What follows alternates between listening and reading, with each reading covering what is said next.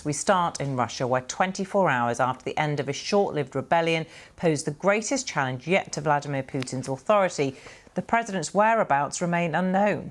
There's been speculation that the Russian leader fled Moscow during the crisis after his presidential jets were tracked leaving the city. The US Secretary of State Antony Blinken says the events show the cracks in Mr Putin's authority.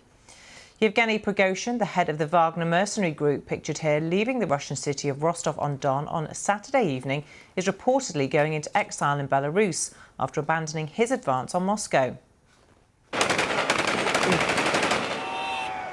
And with Wagner forces firing their guns into the sky and cheers from the watching public, his troops also departed the city. Tensions had been building between Mr Prigozhin and Russia's military leadership for some time over their approach to the war in Ukraine. Our Russia editor Steve Rosenberg reports. Leaving as heroes. The Wagner fighters pulling out of Rostov last night. You'd think they'd just won a war. The leader of the mercenary group, Yevgeny Prigozhin, was off too. He'd just done a deal with the Kremlin to end their mutiny. The rebellion started here, then spread north. It was the biggest challenge to Vladimir Putin's authority since he came to power. Vladimir Vladimirovich Putin. Russia's commander-in-chief likes to project an image of strength. A mutiny on his watch is embarrassing. But is it damaging? For Vladimir Putin, will there be political fallout ahead of next year's election? He definitely looks weaker. All elite groups will begin to think about the presidency 2024. Should they rely, as they did even 1 week before this military coup, on Vladimir Putin? Or should they think about someone new? But there's no sign yet that someone new in the Kremlin is Mr Putin's plan. Vladimir Putin is determined to show that he is in charge, in control in the Kremlin. And he has the Russian state media to help him paint that picture. Trouble is, the dramatic events of the last couple of days have raised questions about how in control the Russian authorities are of the situation here. Instability. Russians can feel it. The rebel Wagner fighters may not have made it to Moscow, but people here were watching nervously and waiting.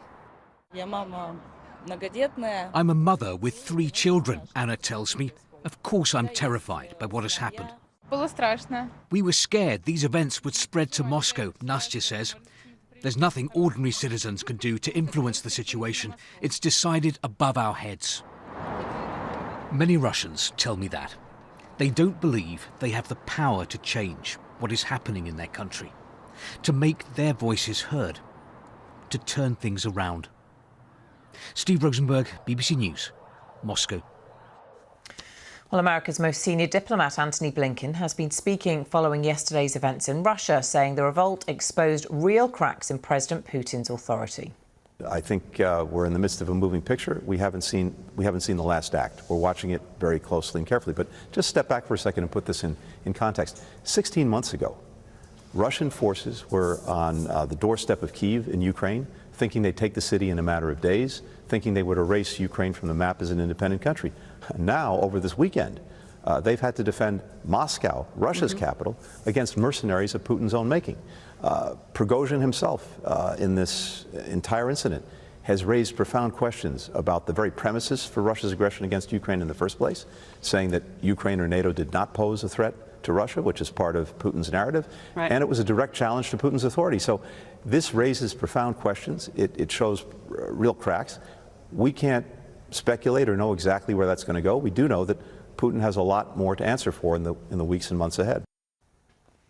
Well, our North America correspondent David Willis told me from Washington that Antony Blinken had been diplomatic in his answer.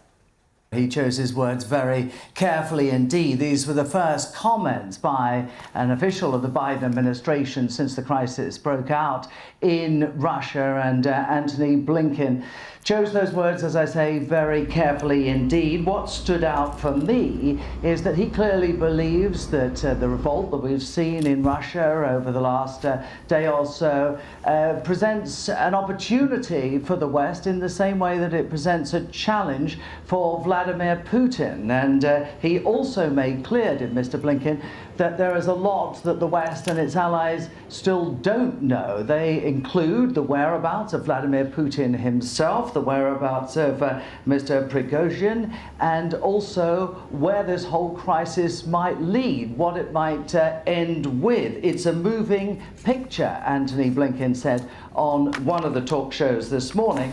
Asked about President Biden's remark last year that this man, a reference to Vladimir Putin, cannot remain in power, Mr. Blinken was particularly diplomatic. He said that's a decision for the Russian people. It's not our business. It's not our purpose. That's up to Russia and its people. I think the United States, its allies, very keen, Samantha, to make the point that they are not to be seen to be meddling in internal events in Russia or seeking, of course, to inflame them.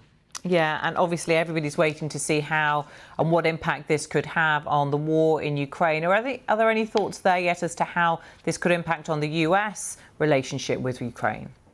Well, it's a key question, isn't it? And President Joe Biden has been meeting before he left for Camp David yesterday with members of his national security team. That includes the U.S. Defense Secretary. It includes the chairman of the Joint Chiefs of Staff, the chairman of the CIA, the very top defense and intelligence officials here. And President Biden also convened a call involving the leaders of France, Germany, and the UK, following which a statement was released affirming the unwavering support for Ukraine. Antony Blinken separately spoke to G7 leaders. So that question that you posed, how this affects the war in Ukraine, how it affects NATO, key to those discussions which are ongoing and will be for the foreseeable future, I think.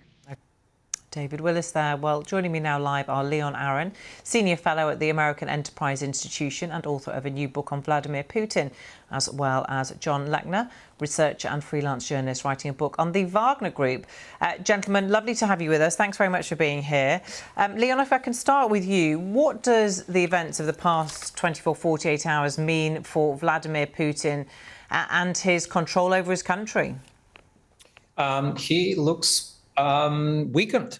The three constituencies that he has, the people, the army, and the political class, all seem to be at best indifferent. In the case of the people, instead of waving Putin's portraits and Russia's flags in Rostov, which was taken by the Wagner Group, they gave the troops water and candy and photographed with them. We have not seen a single political leader backing Putin publicly. And of course, the army melted away before the Wagner Group. Now, probably the symbolic damage to Putin is the greatest. Look, he addressed the nation calling this a treason and calling this, without naming him, calling Prigozhin a traitor. Well, after you imply treason and calling somebody a traitor, you do not forgive them. You do not and let them go into a peaceful exile, into a fraternal country next door. He looks definitely deflated. Yeah, so let's pick up on that, John. Prigozhin has been let go, it seems, for now. It looks like he's going to go into exile in neighbouring Belarus, but we haven't actually heard from him, and he's previously been extremely vocal. What do you think the immediate future holds for him? It's difficult to hazard a guess at this moment because, I mean, as your reporters have been saying, the situation is extremely fluid. We simply don't know where he is right now. If he does show up in Belarus, I think a lot of folks are skeptical that he will just kind of go off quietly into retirement. And even if he does show up in Belarus, there'll be a lot of remaining questions. Is he still head of the Wagner organization? Will Wagner continue to exist in its present form?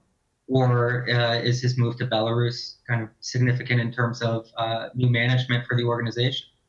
Well, let me ask you some of those questions as an expert on the Wagner Group, because it is the creation pretty much of one man of Prigozhin, and a lot of them seem to have loyalty to him, didn't they? He created a cult around himself almost. What do you think is going to happen to those people who have served him and this militia force, not just in Ukraine, but also around the world, very much in Africa as well?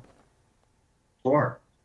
I think, first of all, we have to think about whether or not we're going to see any significant changes at the top of management. And thus far, we can't say for certainty that we will.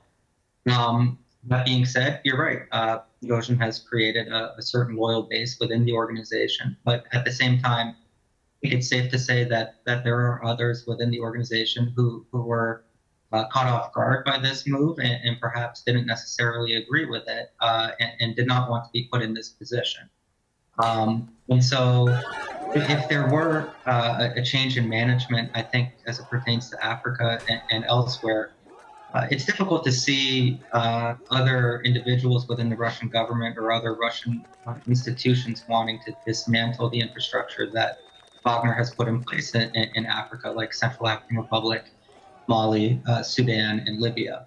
And so I think if there were a change in management, what we would likely see is something not overnight, but a very kind of slow change of personnel rather than a dismantling or a withdrawal of forces.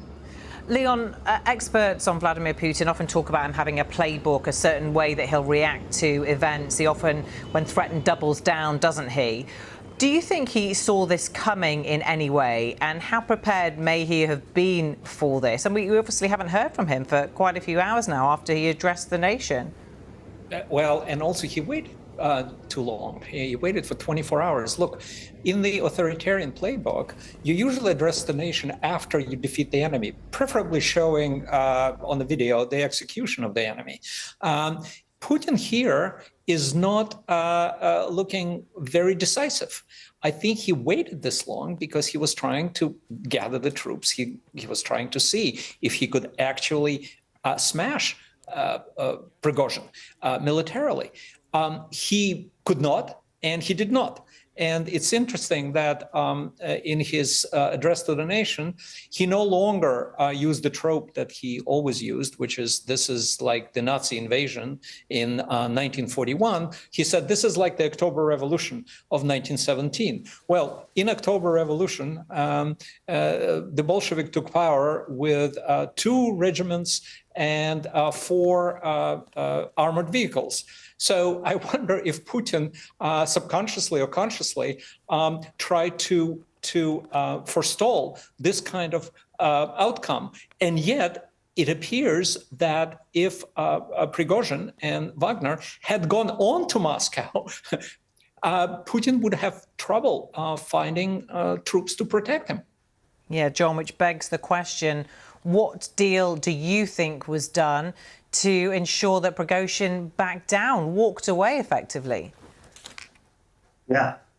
Well, I mean, I think first and foremost, I think it's important to differentiate whether we think Prigozhin was out to commit a coup and oust Putin from power, or whether or not he was doing a very particularly naked show of force, but one which was an appeal to authority to oust his rivals internally, specifically within the Russian Ministry of Defense.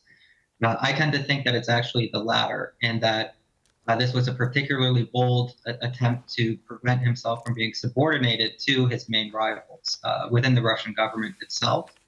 And I think that he probably saw events kind of move away from him and from his control as well. And we don't know exactly what was in the negotiations. There's speculation that there might be some sort of repercussions for individuals within the Ministry of Defense who are rivals of Prigozhin, Shoigu and Gerasimov, for example, or that Prigozhin was just given an off-ramp and an ability to go off and actually have retirement and see his fighters under amnesty.